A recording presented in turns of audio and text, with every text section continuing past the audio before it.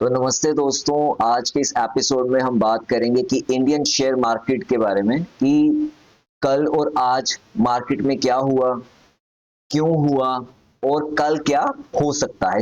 हर चीज को मैं आपको दिखाऊंगा चार्ट्स के साथ। हम पूरा एनालाइज करेंगे चार्ट्स में क्या वेरियस क्या क्या चीजें घटनाएं न्यूज हो रही हैं हमारे डोमेस्टिक इंडिया के अंदर या बाहर ग्लोबली लेवल पे क्या चेंजेस आ रहे हैं, रेगुलेशंस में क्या चेंजेस आए हैं, पॉलिसीज में क्या चेंजेस हुए हैं, क्या इफेक्ट आ रहा है। मैंने लास्ट वीडियो जो बनाई थी आप जानते हैं, वो मैंने बनाई थी कि जो इंडिया पाकिस्तान में जो ये ऑपरेशन सिंदूर जो ये वॉर का जो सिनेरियो बना था उस पर बनाई थी, तो आप वो भी वॉच करें। उससे आपको काफी गाइडेंस मिलेगी कि कैसे ये चीजें इम्पैक्ट करती हैं मार्केट को।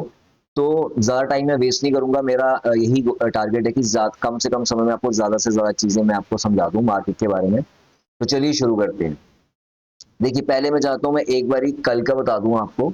हल्का सा हम कल का रिकैप कर लेते हैं कि अगर हम कल यानी 15 मई की बात करें तो मैं आपको दिखा भी देता हूँ एक बार, आप चार्ट में देखिए। पहले हम बात करते हैं निफ्टी 50 की, ठीक है। तो इसमें आप देखेंगे कि निफ्टी 50 की अगर मैं बात करूं तो कल आप देख सकते हैं कि इसने 395.20 पॉइंट से ये इसने रैली किया, ठीक है। तो कल इसमें मतलब कि ग्रोथ देखी गई है। ओवरऑल आप लास्ट डे से भी देखेंगे तो काफी अच्छा इसका गैप अप ही था, ओपन हुआ ये और काफी ऊपर तक ही गया। तो ये 1.60% पे इसने ग्रो किया।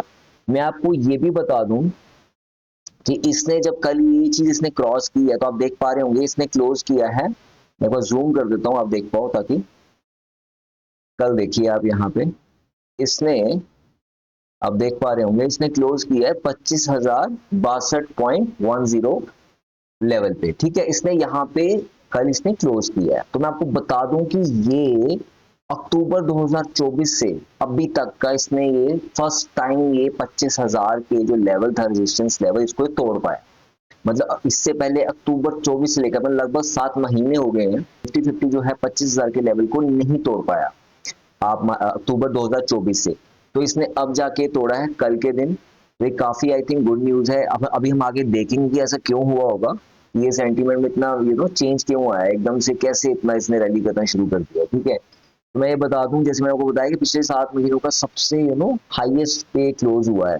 मैं आपको दिखा भी देता हूँ क्योंकि मैंने यहाँ पे ये चीज बनाई थी आपको दिखाने के लिए। मैंने यहाँ पे एक लाइन बनाई हुई है, आप देख सकते हैं इसने जब कल यहाँ क्रॉस किया। एक बार देखिए आप,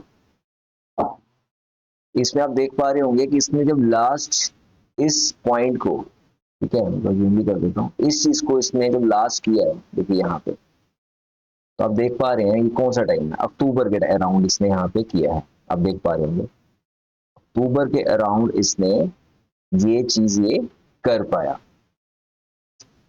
तो आप देख पा रहे हैं कि काफी लंबे समय के बाद हमें ये ग्रोथ देखने को मिली है।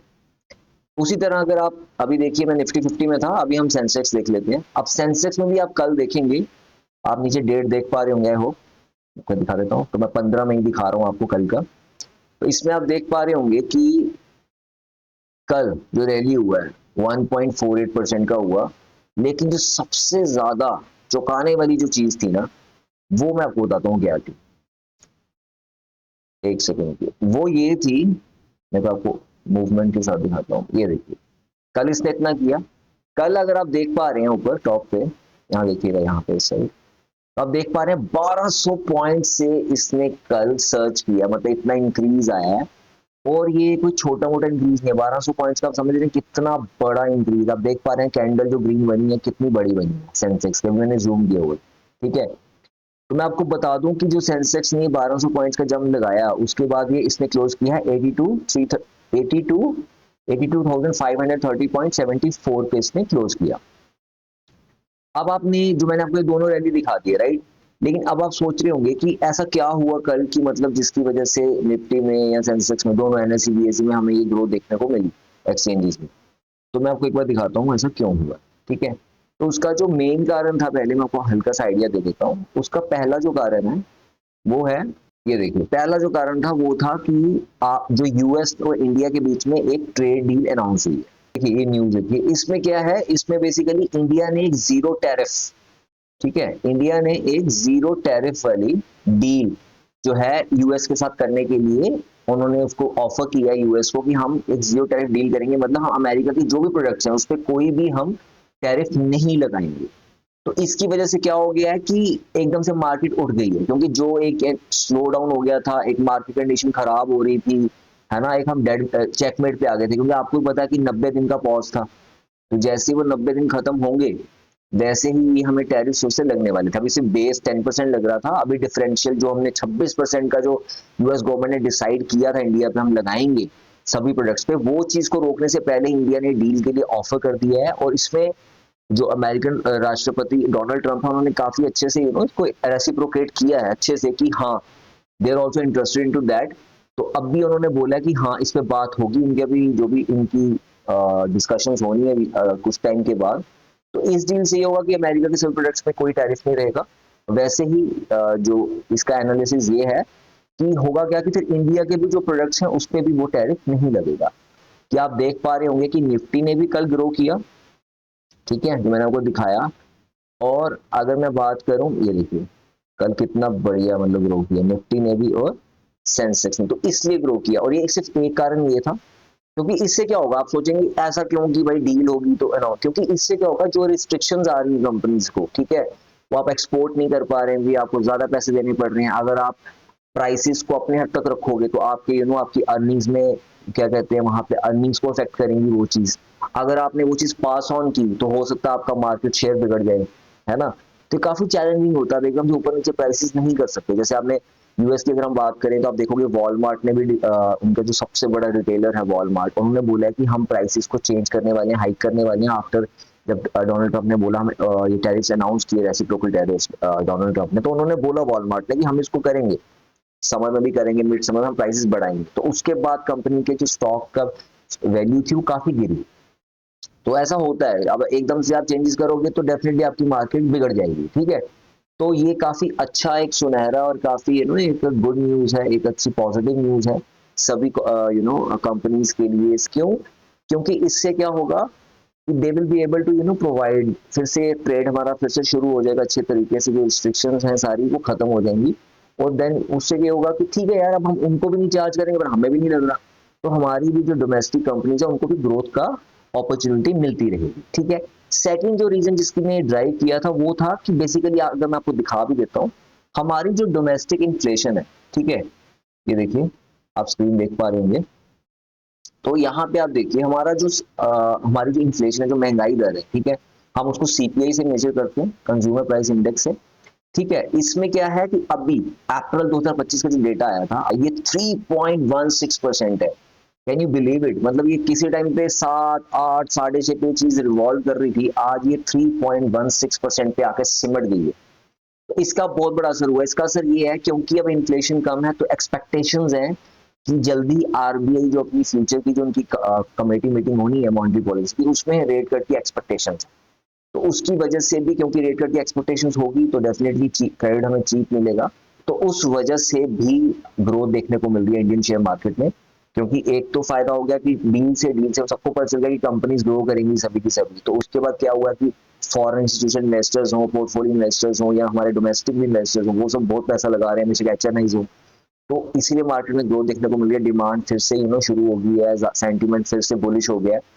और दूसरी तरफ अगर आप देखेंगे तो जो बात करते हैं हम कि क्योंकि इन्फ्लेशन महंगाई कंट्रोल में, क्योंकि मैं आपको ऐसे जनरल बता देता हूँ बिकॉज मेरा बैंकिंग का काफी जैसे बैकग्राउंड रहा है। तो आरबीआई का पॉलिसी रेट होता है, ठीक है, तो वो अभी जो टारगेट है इंडिया के लिए वो है 4% ±2%, मतलब कि 4% रहना चाहिए टारगेट है, लेकिन आप उसको 2% से लेकर 6% के बीच में आप रिवॉल्व कर सकते हो। तो लेकिन मेन जो कोर टारगेट है वो 4% पे महंगाई को लाना था, जो हम नहीं ला पा रहे थे। क्यों नहीं ला पा रहे थे? क्योंकि बेशक महंगाई, आप देखोगे मैंने एक वीडियो भी बनाई है मेरे चैनल पे, फूड इन्फ्लेशन पे, आप देख सकते हैं।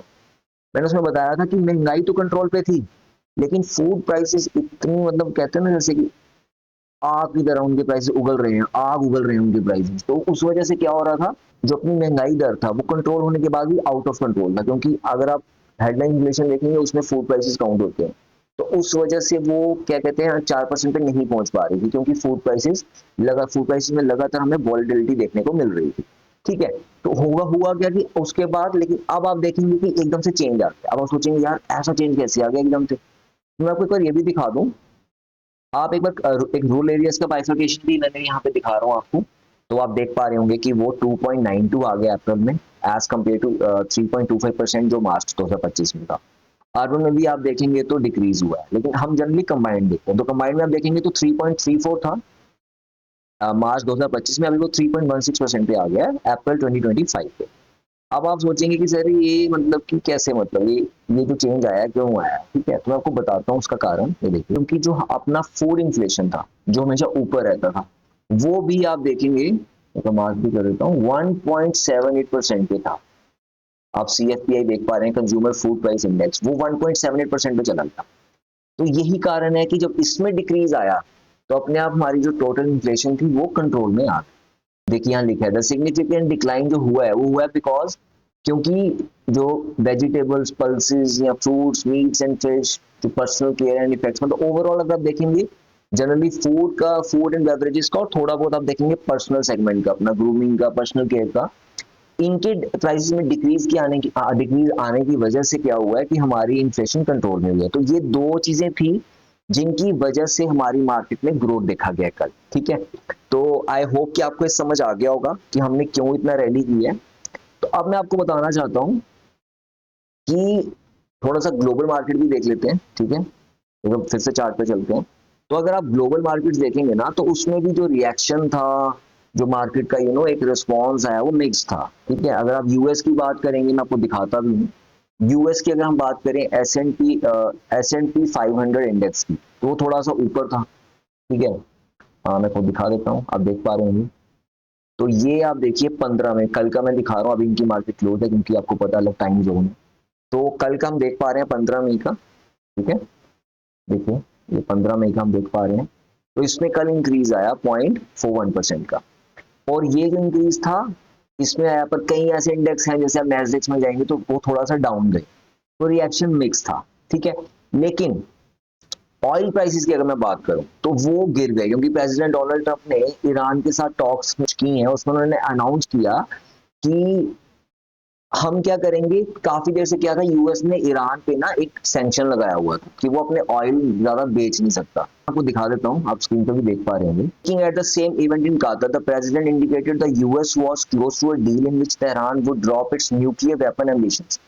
तो हुआ क्या, मैं कुछ स्टोरी समझा देता हूँ कि जो ईरान है, तेहरान उसी की कैपिटल है, ये काफी देर से न्यूक्लियर वेपन्स ना एक्यूमुलेट करने की कोशिश कर रहे हैं कि हम भी न्यूक्लियर वेपन्स, हम न्यूक्लियर देश बनेंगे। तो यूएस इसके खिलाफ है, क्योंकि आपको पता है यूएस सबसे बड़ी इकॉनमी है, वो जरूर देखता है कि हम बहुत ज्यादा देश न्यूक्लियर के न्यूक्लियर असेस ना कर पाए, क्योंकि इससे काफी रिस्क रहता है पूरे वर्ल्ड को या वर्ल्ड की पीस को। तो उन्होंने क्या कहा था, उन्होंने इन पे सैंक्शन लगा दिया इनके क्रूड एक्सपोर्ट्स पे। लेकिन अब क्या हुआ कि अब बात चली है, उसके बाद क्या हुआ है कि काफी हद तक वो भी एग्री कर गया ईरान। तो अगर एग्रीमेंट होता है, ठीक है, तो ये हो जाएगा कि ईरान के जो क्रूड एक्सपोर्ट्स पे जो सैंक्शन लगा वो हट जाएगा। तो उससे क्या होगा, एकदम से एक्सपोर्ट की सप्लाई फिर से बढ़ जाएगी। मैं आपको बता दूं ऑलरेडी, अगर मैंने आई थिंक एक वीडियो भी बनाई है, मैं उसको बारे में आपको बता देता हूँ। लेकिन बेसिकली क्या है, अगर आप ओपेक की बात करेंगे, जो संगठन है काफी देशों का, जो ज्यादातर मिडिल ईस्ट के देश होते हैं, जो पेट्रोलियम कंट्रीज जहां से एक्सपोर्ट होती है पेट्रोलियम, तो उनका एक संगठन है ओपेक। उन्होंने ऑलरेडी सप्लाई अपनी बढ़ा दी, ठीक है। और यूएस में क्या होता है, जनरली बाकी देशों में ब्रेंड ऑयल चलता है, लेकिन यूएस की अगर हम बात करें तो वहां पे WTI चलता है, ठीक है। तो वहां पे क्या है, यूएस की भी जो इन्वेंट्री है इसकी, वो काफी ज्यादा बढ़ गई है, उसमें स्टॉक पाइल काफी उसका बढ़ गया ऑयल का, ठीक है। तो बेसिकली इसके पास इन सब चीजों से क्या हो रहा है कि सप्लाई बढ़ रही है, उसकी वजह से क्या होगा, जो तेल का जो रेट है वो गिर गया है, ठीक है। तो लगभग अगर आप यूएस के क्रूड ऑयल के फ्यूचर्स भी देखेंगे, फ्यूचर कॉन्ट्रैक्ट्स, तो उसमें भी कल 2.4% का डिक्लाइन आया, ठीक है। तो आपको मैं ये बताना चाहता हूँ इससे कि ऑयल में भी काफी रेट में गिरावट आई है, क्योंकि ये इसलिए भी इंपॉर्टेंट है क्योंकि इससे इफेक्ट पड़ता है कि आगे जाके हमारे तेल और मतलब डीजल के दाम गिरेंगे कि नहीं। तो मैं आपको एक चीज और दिखाना चाहता हूँ, वीडियो थी मैंने कर ही डाली, आप इसको जरूर देखेंगे। इसमें मैंने बताया कि पेट्रोल डीजल के रेट में जो कमी आएगी वो कब तक आएगी, ठीक है, कब तक एक्सपेक्ट कर सकते हैं, सिर्फ 7 मिनट में मैंने इसको एक्सप्लेन किया। तो आप ये वीडियो को जरूर देखें, ठीक है। तो यू विल लव इट। मैंने इसमें बहुत ही ज्यादा, मतलब अच्छे ढंग से आप कहेंगे ना, मतलब मैंने इसको अब थोड़ा सा ये डिटेल में देखिए, मैंने इसमें बहुत अच्छा और डिटेल में एनालिसिस दिया कि मार्केट में क्या क्या चेंजेस आई हैं, क्यों आई हैं, कब ये लोएस्ट था, कब हाईएस्ट था, कोविड का क्या असर था, मेजर जो फाइनेंशियल सर्विसेज कंपनीज हैं लाइक गोल्डमैन सैक्स, मॉर्गन स्टैनली, उन्होंने क्या इसका फोरकास्ट दिया है, क्या रीजन है जिनकी वजह से डिफरेंस है। और एंड में आप देखेंगे कि मैंने बताया कि एक्साइज ड्यूटी का बहुत बड़ा अपडेट है इसमें। फिर पेट्रोल डीजल के दाम कब तक आप एक्सपेक्ट कर सकते हैं कि डिक्रीज आएगा उसमें, क्योंकि अभी तक नहीं आया है, जबकि कच्चे तेल के दाम गिरते जा रहे हैं। तो वो चीज को मैंने सारा एक्सप्लेन किया, आप उसमें इसमें जाके देख सकते हैं। तो अभी अगर मैं आई थिंक आपको ग्लोबल मैंने मार्केट का भी काफी आइडिया दे दी है कि ऑयल में चेंज आया है, बाकी चीजों में चेंज आया है, ठीक है। तो अभी बात करते हैं, मैं आज की भी बात करते हैं कि आज मैं एक आउटलुक दे देता हूँ, ठीक है। तो बेसिकली आज की अगर हम परफॉर्मेंस की बात करें, ठीक है, तो आज 16 मई को अगर आप देखेंगे तो मार्केट थोड़ा सा मुझे ऐसे लगा कि मार्केट थोड़ा प्रॉफिट बुकिंग में चला गया, क्योंकि कल मतलब क्या मैंने आपको दिखाया कि निफ्टी भी उठा, सेंसेक्स भी उठा, लेकिन अगर आप आज देखेंगे तो आज चैनल ने कमाल कर दी, ठीक है। आप देख पा रहे हैं, मैं दिखाता हूँ आपको, तो यहाँ पे ये देखिए, ये आज का है 16 मई का। तो इसमें अगर मैं आपको दिखाऊं तो आप देख पा रहे होंगे 0.17% का इसमें आज डिक्लाइन है, ठीक है। ये निफ्टी 50 की हम बात कर रहे हैं। नहीं, अगर मैं सेंसेक्स की बात करूं तो आपको एक बार सेंसेक्स का भी दिखा देता हूँ। अब देखिए उसमें भी डाउन आया, उसमें वैसे भी आप ओपनिंग भी उसकी काफी डाउन हुई थी एज कम्पेयर टू यस्टरडे। तो ऐसा लगा आज देखने में कि इसमें आज थोड़ा सा कि लोगों ने आज profit booking, I think investors ने या ट्रेडर्स ने आज प्रॉफिट बुकिंग की तरफ ध्यान दिया ज्यादा, जो मुझे लगा। तो ओवरऑल ठीक है, अगर ग्रो कर किया है तो कई लोग हैं जो मतलब कि मौके का फायदा उठाना चाहते हैं, देवर नॉट दैट। पर इसका मतलब ये भी हमें समझना चाहिए कि इसका मतलब ये है कि अभी मार्केट बहुत ज्यादा बुलिश नहीं, क्योंकि अगर मार्केट बुलिश होता तो एकदम से वो ना यहाँ पे आप डिक्लाइन नहीं देखते कल के उठने के बाद, क्योंकि मार्केट में आप देखेंगे फॉरेन इन्वेस्टमेंट बहुत आ रही है हमारे इंडिया में। आप देखेंगे न्यूज पॉजिटिव हो रही है, टैरिफ्स भी अब खत्म, हम लगभग जीरो पॉलिसी पे आने की कोशिश कर रहे हैं यूएस के साथ, सब कुछ बढ़िया है। तो ये एक रीबाउंड का टाइम है, लेकिन मार्केट अभी भी मुझे लग रहा है डिसाइड नहीं कर पा रही है। तो एक मतलब है टग ऑफ वॉर चल रही है, तो लोग डिसाइड नहीं कर पा रहे हैं कि खरीदें कि बेचें। तो वही देखने को मिल रहा है, तो अभी कुछ दिन ऐसे चल सकता है, ठीक है। तो मैं आपको थोड़ा सा सेक्टर्स के बारे में बता दूं कि अगर मैं बात करूं कि किसने खराब किया थोड़ा सा, तो एक बार आप साथ साथ देखते चलिएगा। मैं पहले भारती एयरटेल की बात करूं, तो अगर मैं फाइनेंशियल या आईटी सेक्टर की बात करूं जनरली, तो Bharti Airtel, State Bank of India और इंडसइंड बैंक की अगर मैं बात करूं, स्पेशली इंडसइंड बैंक की, तो ये जो बड़े बड़े हैवी वेट्स हैं, उन्होंने मार्केट को काफी नीचे खींच दिया आज, क्योंकि आप देख पा रहे हैं भारती एयरटेल, आप सोचिए कल ये क्लोज कर रहा है 1867.20 पे इसने क्लोज किया है, आज इसने ओपन ही 1834 पे कर रहा है और क्लोज हुआ ये 1814 पे, मतलब लगभग 3% का डिक्लाइन आया है इसमें। और आप देखिए कि कितनी बुरी तरह से नीचे आया, कितना पिटा है यार। तो इसका आज परफॉर्मेंस काफी खराब रहा है, काफी बहुत बड़ा मेजर ये कंपनी है। अगले अगर हम बात करें अपने स्टेट बैंक ऑफ इंडिया, अगर हम बात करें कि सबसे जो मेन प्रीमियर गवर्नमेंट बैंक है, इनका भी हाल काफी खराब रहा है। आप देख पा रहे हैं कि 1.94 का इसमें ग्रोथ था, ग्रोथ नहीं डिक्लाइन आया है एज कम्पेयर टू यस्टरडे। तो मैं से आपको हल्का का ओवरव्यू देना चाहता हूँ, क्योंकि हिसाब दिख रहा होगा आपको, मुझे ज्यादा इसमें बताने की जरूरत नहीं है। ये काफी इंटरेस्टिंग है इंडसइंड बैंक। इसकी बात करें तो ये काफी ज्यादा बेकार चल रहा था, कितना डिक्लाइन आया। आप कल परसों को छोड़िए, आप लगातार देखिए तो इंडसइंड बैंक कितना नीचे आया, आप ये चीज देख पा रहे होंगे कि लगातार लगातार अगर आप ये देख पा रहे हैं तो ये डिक्लाइन पे मतलब कितना ये नीचे आ रहा है। हल्का सा बीच में उठता है, पर ये ओवरऑल आप देखेंगे तो ये इसका जो ओवरऑल आप देखेंगे तो ये लोअर लोज में ही है, ठीक है। ऐसा नहीं है बीच में, ठीक है, बीच में लोअर हाइज आता है थोड़ा सा, लेकिन स्टिल आप देखेंगे तो ये लोअर लोज में ओवरऑल इसका मोमेंटम देखेंगे, ठीक है। तो अभी क्या हुआ है कि मैं आपको बता भी दूं कि इंडसइंड बैंक में फिर से मैंने इस पर भी एक वीडियो बनाई है, आप देख सकते हैं मेरे चैनल पे। उसमें मैंने पूरा एनालिसिस दिया था, जो इनका डेरिवेटिव, जो इनकी अकाउंटिंग में जो डेविएशंस आई थी, वो मैंने इतने इजी में समझाई है। मैंने पूरी बहुत वीडियोस देखी होंगी, पर मुझे कहीं किसी ने एक्सप्लेन नहीं किया, पर मैंने उसको बहुत आसान भाषा में, क्योंकि मैं इस बैकग्राउंड पे था, बैंकिंग का मुझे इन आउट्स पता है, 8 साल मैंने काम किया कैनरा बैंक में। तो मैंने एडमिनिस्ट्रेटिव लेवल पे हो या ब्रांच लेवल, दोनों लेवल पे काम किया। मैंने काफी डिपार्टमेंट हैंडल किया, फाइनेंस हो, रिस्क मैनेजमेंट हो, ऑडिट हो, फॉरेक्स हो, काफी चीजें की। इन चीजों का मुझे पूरा इन आउट्स पता, कैसे फाइनेंशियल हम बनाते हैं, कैसे रिपोर्टिंग होती है, एवरीथिंग मैंने काफी डिटेल में, काफी इजी में बताया था वो, आप वो भी देख सकते हैं। और अभी क्या हुआ, अभी फिर से इनका जो इनका इंडसइंड बैंक का जो माइक्रो फाइनेंस का सेगमेंट है, वहां पे फिर से कुछ इश्यूज हैं कि फाइनेंशियल्स में, रिपोर्टिंग में, जिसकी वजह से इनके प्राइस में डिक्लाइन आया है। अभी ठीक है, ये थोड़ा सा उठने की कोशिश कर रहा है, पर अभी ये काफी पिटा हुआ है। ठीक है, अगर मैं बात करूं कि कौन सा सेक्टर बढ़िया जिसमें आपको लगेगा वो स्टॉक अच्छा कर रहा था आज, तो मैंने जब देखा सुबह, तो अगर एनर्जी सेक्टर की बात करें तो अडानी पावर ने आई थिंक 3.31% का उस टाइम गेन था उनका।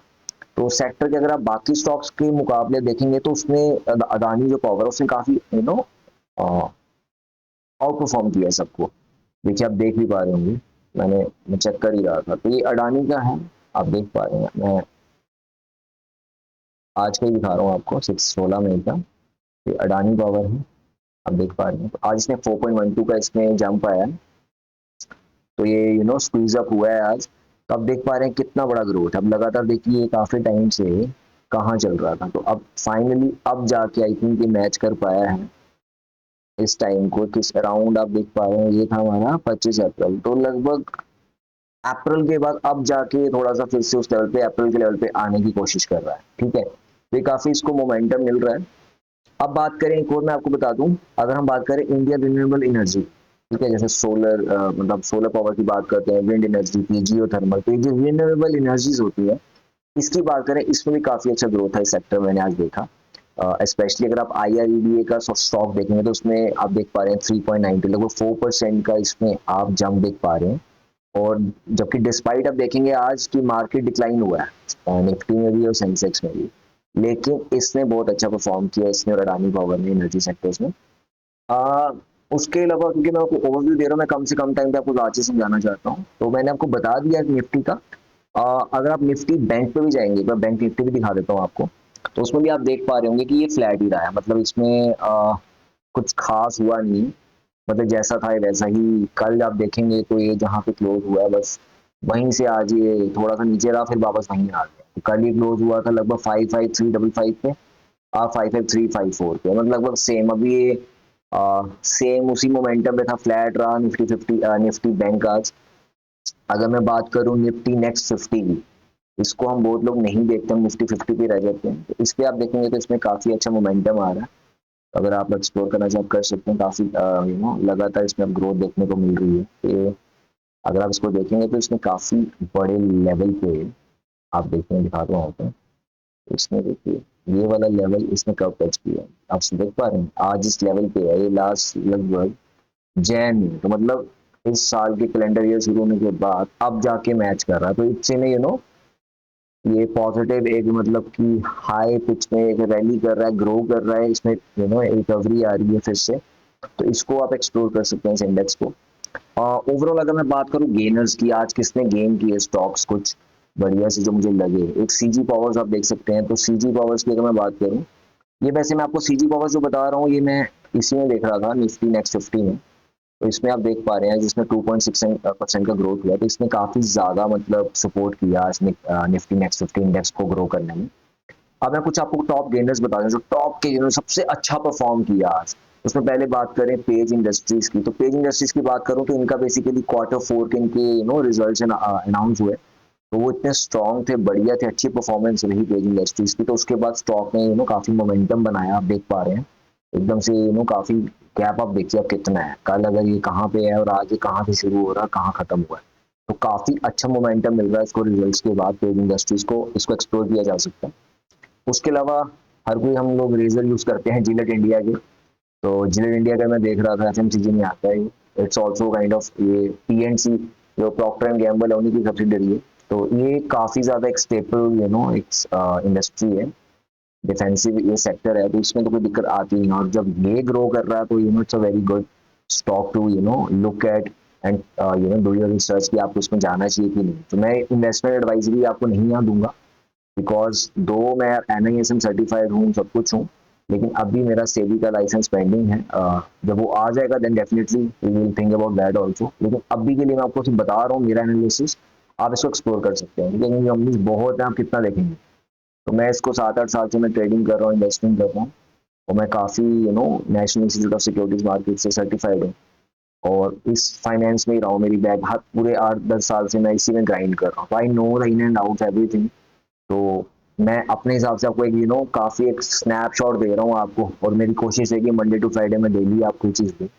आप फिर उसके हिसाब से देख सकते हैं ये चुनिंदा स्टॉक्स को, फिर अपनी रिसर्च करके आप देख सकते हैं आपको आगे बढ़ना है कि नहीं बढ़ना, as per your risk appetite या एज पर योर गोल्स के। आप ट्रेडर हैं, आप इन्वेस्टर हैं, आप इंट्रा करते हैं, डेरिवेटिव्स में जो भी है, डेरिवेटिव्स में भी टच नहीं करूंगा, उसको भी मैं बनाऊंगा, लेकिन जनरली अगर आप देखेंगे, अगर आप इंट्रा नहीं भी करते हैं, ठीक है, कोई दिक्कत नहीं है, अगर आप स्विंग ट्रेडिंग कर रहे हैं या कुछ भी कर रहे हैं, तो दीज आर द स्टॉक्स जो आप लुकआउट कर सकेंगे। मैं डेली डालूंगा वीडियोस मंडे टू फ्राइडे जब मार्केट खुली रहेगी। जिलेट इंडिया की आप मैं बात कर रहा था, तो आप देख पा रहे हैं 4.16% का ग्रोथ, आप खुद ही देख पा रहे हैं, मुझे बताने की जरूरत नहीं है, ठीक है, जूम करके बता देता हूँ आपको। We are talking about Gillette India, ठीक है, तो ये मैंने यहाँ पे आगे रखा है, अभी मैं दिखाता हूँ आपको। तो ये मैं बात कर रहा हूँ 16 मिनट की, ठीक है। उसके बाद मैं थोड़ा सा आपको लूजर्स भी बता देता हूँ कि जो जिन्होंने अच्छा परफॉर्म नहीं किया, तो ऑलरेडी ऐसे आपको बता चुका हूँ। तो वो भारतीय एयरटेल, मुझे लगा काफी बेकार परफॉर्मेंस रही है भारतीय एयरटेल की, बहुत बुरी तरह से पिटा है। और इंडसइंड बैंक तो पिट ही रहा है, क्योंकि आपको पता है इस पर लगातार ऐसी काफी, मतलब मैं इसकी मेरी जो मैंने वीडियो बनाई है जरूर देखिए, मैं आपको बता रहा हूँ कि आरबीआई ने भी क्यों सपोर्ट किया इंडसइंड बैंक को। ये इतना ज्यादा स्ट्रांग है क्योंकि इसकी अगर आप capital to risk weighted asset ratio इसकी बहुत हाई है। इसकी आप प्रोविजन कवरेज रेशियो देखोगे वो भी बहुत ज्यादा, मतलब कि ताड़फाड़ है, ठीक है। आप इसकी बात करें प्रोविजन होगी, लिक्विडिटी इसकी आप कवरेज रेशियो देखोगे कि बहुत ज्यादा सही है, मतलब बहुत मजबूत बैंक है। लेकिन लगातार इसमें कुछ ऐसी चीजें आ रही है, न्यूज आ रही है, जिसकी वजह से इसका काम बिगड़ रहा है और इतने ही अपने बॉटम पे चल रहा है इस टाइम। वरना किसी टाइम पे कहाँ था, आप एक बार वो वीडियो जरूर चेक करिएगा मेरे चैनल पर जाकर, चैनल को सब्सक्राइब कीजिएगा अगर आपको लग रहा है कि, क्योंकि अगर मेरी मेहनत आपको अच्छी लग रही है, मैं मतलब ऐसा नहीं है कि हम वीडियोस बनाने, मैंने इसमें 10-12 साल दिए हैं, अब जाके मुझे लगता है कि आई ऑल्सो फेल्ट। मैंने बहुत चैनल्स देखे हैं अपने अपने हिसाब से कुछ भी डालते हैं कि मुझे लगता है, मुझे वो लगता है, तो ऐसे आप नहीं कर सकते। इसलिए मैंने सोचा कि मैं डेली ये चीजें डालूंगा कि लोग इन चीजों को आप जैसे सुनते रहेंगे, देखते रहेंगे, तो आप खुद भी काफी एनालिसिस समझ आएगा, फिर आप एक अच्छा डिसीजन ले सकते हैं, rather than किसी ने बोल दिया तो वही करिएगा, ठीक है। अनलेस वो एक रजिस्टर्ड हो, सेबी रजिस्टर्ड हो, प्रॉपर उनको बैकग्राउंड हो, उनके पास बंदे रिसर्च एनालिस्ट हो, ये सब चीजें होनी चाहिए। ऐसी कोई भी कुछ बता रहा है आप नहीं मान सकते, तो इसलिए मैंने ये चीज शुरू की है। अब मैं बात करूं, थोड़ा सा मैं इस चीज को व्यू टच करना चाहता हूँ, आप देख पा रहे होंगे स्क्रीन पे।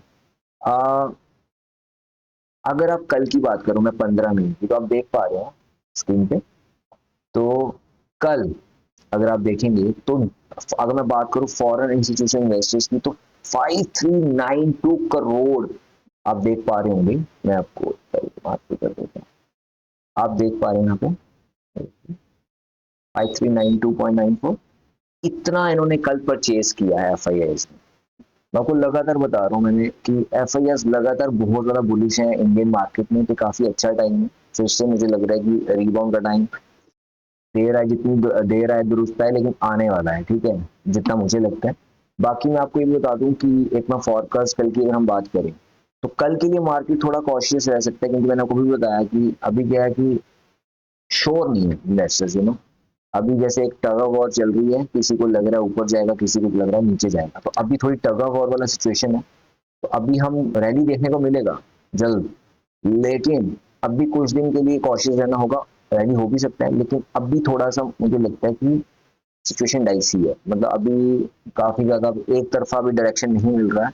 अगर आपको सेलर्स दिख रहे हैं तो आपको बायर्स भी दिख रहे हैं, बायर्स दिख रहे हैं, कभी बायर्स जोर लगा रहे हैं तो सेलर्स आगे आ जाते हैं, सेलर्स लगा रहे हैं तो बायर्स आ रहे हैं। अभी एक तरफा नहीं दिख रहा, अभी काफी हद तक आप देखेंगे ऊपर नीचे वॉलेटिलिटी रहेगी मार्केट में। सपोर्ट लेवल की मैं बात करता हूँ, तो अगर आप निफ्टी की बात करूँ, तो इस पे मैं अभी देख रहा हूँ ये रहेगा एरिया सपोर्ट लेवल अभी मेरे हिसाब से। और अगर मैं रेजिस्टेंस की बात करूं तो 25,361 लगभग यहाँ पे, ये है इसका सपोर्ट एरिया, तो इसका वॉच आउट कर सकते हैं। अगर इसमें कुछ कहीं भी ब्रेकेज आता है तो डेफिनेटली एक ब्रेकआउट आता है, ब्रेकडाउन आता है, तो वहां पे एक आपको ट्रेंड रिवर्सल देखने को मिल सकता है, ठीक है। वहीं अगर मैं बैंक निफ्टी की बात करूं, बैंक निफ्टी का मैं देख रहा था, तो बैंक निफ्टी के लिए मैंने सपोर्ट मेरे को लग रहा है वो रहेगा 54772, 54772 पे मुझे लग रहा है लगभग यहाँ पे, अप्रोक्सीमेटली यहाँ पे। तो ये वाली जो लाइन है आप देख पा रहे हैं, ये वाली जो लाइन है ये रहेगा इसके लिए सपोर्ट लेवल। और इसकी रेजिस्टेंस की बात करूँ तो 55940, 55940 पे मुझे लगता है लगभग यहाँ पे ये रहेगा आपका इसका रेजिस्टेंस लेवल। तो बाकी देखते हैं, और इसके आसपास अगर कभी भी पहुंचता है, कोशिश तो कर रहा है, then there is a great chance कि आप उसमें उस अपॉर्चुनिटी का फायदा उठा सकते हैं। तो दोस्तों, ये था आज का मार्केट का हाल। तो अगर आपको यही वीडियो पसंद आई हो, मैं ज़्यादा नहीं इस पर बोलूँगा, आपको पता है कि लाइक कर देना, शेयर कर देना और चैनल को सब्सक्राइब करना। और मिलते हैं अगले एपिसोड में। मेरी कोशिश ये रहेगी कि मंडे टू फ्राइडे में हर दिन आपको मार्केट एनालिसिस दूँ। उसके अलावा मैं कुछ वीडियोज़ डालूँगा जो मुझे लगता है स्कैम्स पे जो ज़रूरी है। हम लोग काफ़ी ज़्यादा मुझे काफ़ी बुरा लगता है जब मैं न्यूज़ आर्टिकल देखता हूँ, उसमें लिखा होता है कि इंडियन या एशियन कॉन्टिनेंट में ज़्यादा लोगों को टारगेट किया जा रहा है स्कैम, तो बोलते हैं हम इतने पढ़े लिखे नहीं। मैंने उस पर वीडियो बनाई थी, वो भी आप देख सकते हैं। तो मैंने उस पर कहा है कि हम मुंह तोड़ के भाग देंगे, कुछ स्कैम्स पे हो गए, कुछ हो, वो भी मैं डालता रहूंगा। लेकिन शेयर मार्केट की वीडियोस के लिए मैंने बोला हुआ है कि मंडे टू फ्राइडे में डालूंगा, तो मैं जरूर डालूंगा। अभी थोड़ा सा वॉर की वजह से मैंने नहीं डाल पाया था एक दो दिन, क्योंकि मुझे भी रिलोकेट करना पड़ा फैमिली के साथ। तो आई होप आज का मैंने आपको वीडियो आपको अच्छा लगा हो। तो मिलता हूँ कल अगले एपिसोड के साथ। आप सब अपनी सेहत का ध्यान रखें। नमस्कार।